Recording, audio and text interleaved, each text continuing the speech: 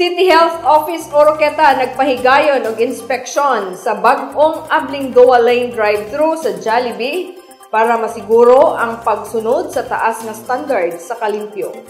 Aniya ang kumpletong detalye.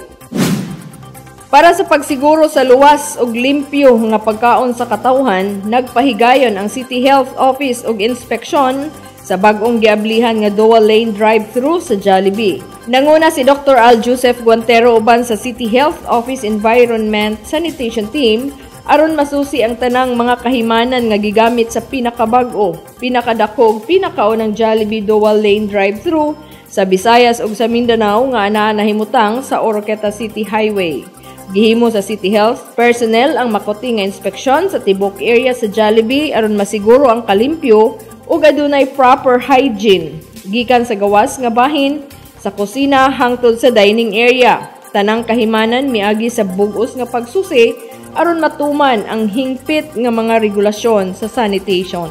Sa gihimong makuti nga paghatag pagtagad sa tanang detalye, ang sanitation team sa City Health nakasiguro sa mga customer nga ilang matilungan ang ilang paboritong pagkaon nga limpyo ug luwas. Tinuod nga ang Jollibee usa ka tindahan nga adunay labing luwas ug labing limpyo nga pasilidad.